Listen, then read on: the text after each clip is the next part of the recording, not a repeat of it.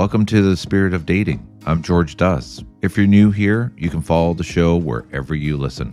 If you've been listening for a while, you'll notice season 2 is a little different. We're focusing on real stories, modern dating, and the clarity that comes from watching how people actually behave. Last time we talked about texting, how constantly checking if someone cares actually pushes them away. Today we're shifting into something bigger. Let's talk about something that most people won't say out loud. Dating apps aren't designed to help you find someone. They're designed to keep you looking. Think about it for a second. If everyone who used a dating app found their partner and deleted it, the company would go bankrupt. So the business model is simple. They keep you swiping. They keep you hoping. Keep you paying for premium features that promise better matches. And it works because the apps figured out something about human psychology that most of us don't want to admit. We're wired to always wonder if there's something better out there. 20 years ago, you met someone through friends, at work, or at a bar, and you've maybe had 5 or 10 realistic options in your social circle.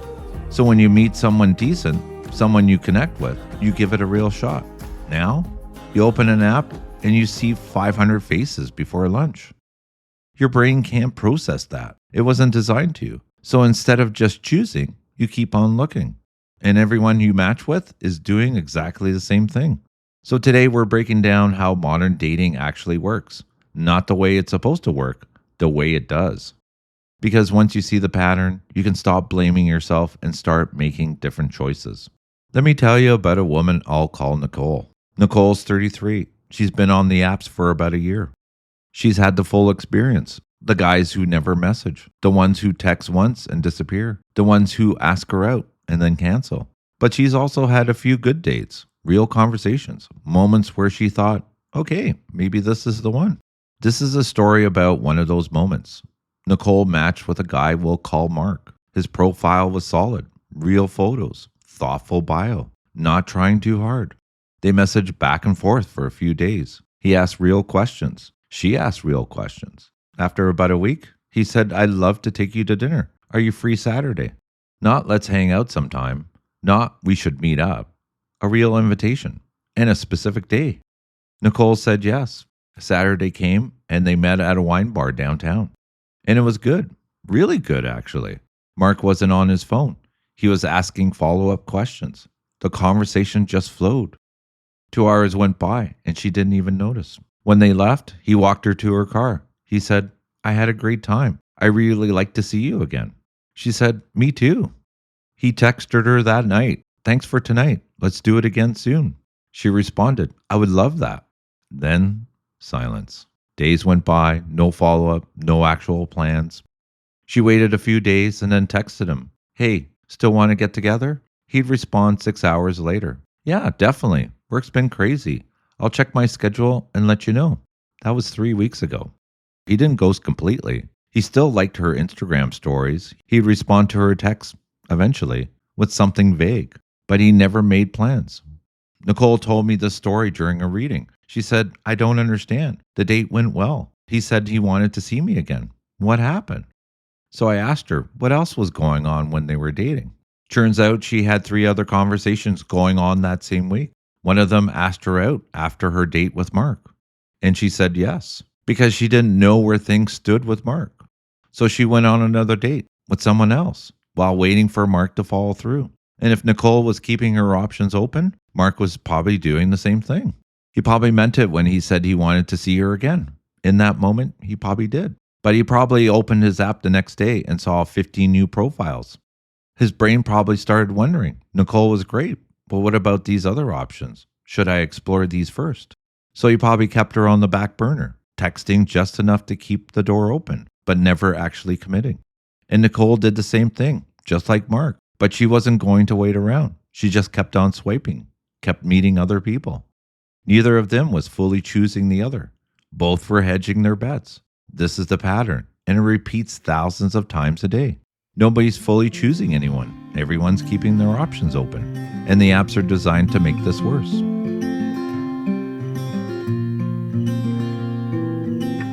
Now here's something that most people don't realize about dating apps. They're not really designed for helping you find your soulmate. That's just too much pressure. And honestly, it's not what the apps are good at. What they're actually good at? Creating connections. Think of them like LinkedIn. When you connect with someone, you have a conversation and you see if there's something worth exploring. But you don't expect every connection to turn into your dream job. Same with dating apps. They're a tool for meeting people you wouldn't otherwise meet. But they can't tell you if someone's right for you. They can't create a chemistry. They can't build a relationship. All they can do is put two people in the same room. What happens after that? That's on you. The problem is, most people use apps like they're ordering the perfect partner from a menu. I want this height, this job, this personality, those interests. And when the person doesn't match that checklist perfectly, they move on. But relationships don't work like that. Compatibility isn't a formula. Sometimes the person who looks perfect on paper leaves you feeling empty. Sometimes the person who's nothing like your type makes you feel more alive than you've felt in years. You don't know that from a profile. You have to meet them. Here's what I've noticed in readings over the years. Your gut knows before your mind does. Nicole knew something was off when Mark went quiet for 3 days. She felt it, that shift in energy, that change in momentum. But she ignored it. She told herself maybe he's just busy, give him more time. That's what the apps train you to do. Override your knowing. Keep trying. But your intuition isn't wrong. It's picking on something real, on energy that's scattered, on attention that's divided. And when you ignore that, you're wasting your time on people who were never fully there to begin with. Now, here's where this gets messy. The apps create two totally different experiences, one for women, one for men, and both are broken. Women get overwhelmed by volume. 50 matches sounds great until you realize most of them are low effort. The guys who swipe right on everyone, who send hey and nothing else, or who ask you for your number on the second message. So women become more selective, more guarded, more exhausted by the whole thing. Men experience the opposite, scarcity. Most guys on apps get very few matches, maybe one or two a week if they're lucky. So when they do match, they're overextending. They're talking to 3 or 4 women at once, hedging their bets. Not because they're players, because they don't know when their next match will come. And both sides think the other has it easy. Women look at men and think they have no standards. They swipe right on everyone. Men look at women and think they have endless options. Why would they choose me? But both are responding to the same broken system, just differently. There's actually psychology behind this. In the 1950s, psychologist Barry Schwartz studied what happens when people have too many choices. He found that when you have 3 options, you make a decision. When you have 300 options, you freeze. Or worse, you never commit. Because what if 301 is better? Dating apps create exactly this problem. You're not evaluating people, you're evaluating possibilities. The more possibilities you see, the less satisfied you are with any single choice. The apps know this. They're designed around it. They keep showing you new profiles and sending you notifications when someone new likes you. They're making you think the next swipe will be different. And it works because every match gives you a little dopamine hit. Your brain lights up just like a slot machine. So you keep on pulling the lever, keep on swiping, keep on hoping. But here's what nobody talks about. The more you swipe, the worse you get at actually connecting. You're training your brain to evaluate people in 3 seconds, to filter for surface level traits, to treat everyone as disposable. When the conversation goes quiet for a day, you unmatch them, move on. When the first date doesn't feel like fireworks, you ghost them. There's always someone else waiting. And everyone you're dating is doing exactly the same thing. So nobody's fully present, nobody's fully invested. That's not dating, that's shopping. And you can't build a relationship while you're still browsing. Let's talk about masculine and feminine energy for a second, because this pattern shows up differently depending on how you move through dating. Masculine energy, at its core, is about direction, moving towards something with clarity. When it's grounded, it shows up consistently. It follows through. It makes decisions. But the apps undermine that, because men on apps aren't moving with clarity. They're scattered. They're hedging. They're talking to multiple women because scarcity makes them desperate. So the masculine shows up half present, physically there, but emotionally somewhere else.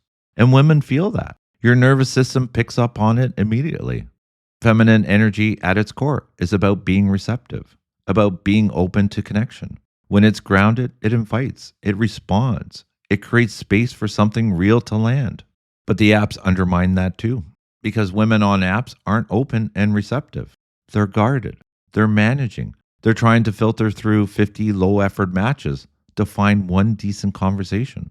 So the feminine shows up protective, evaluating and testing, and men feel that too. Both energies get distorted by the same broken system. The masculine can't lead because it's too scattered. The feminine can't open because it's too overwhelmed. And the polarity that creates attraction, it disappears.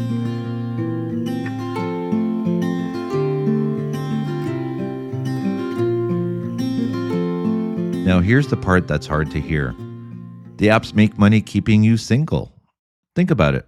If you find someone and delete the app, they lose a customer. So the algorithm is designed to keep you engaged, not to help you find a match. They show you people who are slightly out of your league. They're just attractive enough to keep you hoping, but not actually attainable. They limit how many people see your profile unless you pay for a premium. They send you notifications at strategic times to pull you back in. And it works. The average person stays on dating apps for 18 months. 18 months of swiping, matching, messaging, and meeting people who don't work out, then starting over. That's not bad luck. That's the business model. The apps aren't neutral tools. They're designed to keep you searching. So what can you do with this information? First, recognize you're not the problem. The system is. If you've been on apps for months and you're exhausted, if every date feels like a job interview, if you're tired of people who are physically present but emotionally gone, that's not you. That's what the apps do to everyone. Second, change how you use them. Limit your matches. If you're talking to 5 people at once, you're not present with any of them. Pick one, maybe 2. Give them your actual attention. And if it doesn't work out, then move to the next one. But stop hedging your bets. You can't connect deeply while you're keeping your options open. Third, move to in-person faster. Don't text for 2 weeks. Don't build someone up in your head based on messages. Have a few exchanges. See if there's basic compatibility. Then meet. Because you need to see how someone makes you feel in person before you emotionally invest in a version of them that only exists over text. Fourth, trust your gut on the first date. If they're distracted, that's the pattern. That's who they are. If the conversation feels like work, it's always going to feel like work. If you left feeling drained, they're not your person. Don't give it another chance hoping it'll get better. It won't. Your intuition is giving you information. Listen to it. Fifth, take breaks. If you've been swiping every day for months, stop. Delete the apps for a few weeks, a month, however long you need. Because the fatigue you're feeling isn't about dating. It's about the apps. And you can't meet someone real when you're running on empty. 6, meet people offline. I know it sounds old-fashioned, but it works. Join something, a book club, a gym, a hiking group, anything where people gather around shared interests. Because when you meet someone in real life, you skip the profile stage. You skip the algorithm. You just talk, and your nervous system can actually evaluate if there's real chemistry. Look, apps aren't evil. They're just tools. And the tools can be used well or poorly. But most people don't understand what these tools are actually doing to their brain. They're conditioning you to always be searching, to treat people as disposable, to never fully commit because something better might be one swipe away. And once you see that clearly, you can make different choices. You can use the apps without letting them use you. Or you can walk away entirely. Meet people the way humans have met for thousands of years, through shared experience, not cultivated profiles. Either way, you stop blaming yourself and you start seeing the game for what it is. So wherever you're listening from, maybe in a car after another disappointing date, maybe lying in bed scrolling at midnight, maybe taking a break and wondering if I'll ever meet someone, just breathe. You're not broken. The game has changed. And nobody told you about the new rules. But now you know. And once you see the pattern, you can stop playing by the rules that were designed to keep you looking. Thanks for listening. If this episode helped you see something more clearly, you can follow the show wherever you listen. And if you ever want a personal reading, you can always find me at Dust Tarot. This is The Spirit of Dating. I'm George Dust. And until next time, trust what's real. Your gut knows the difference.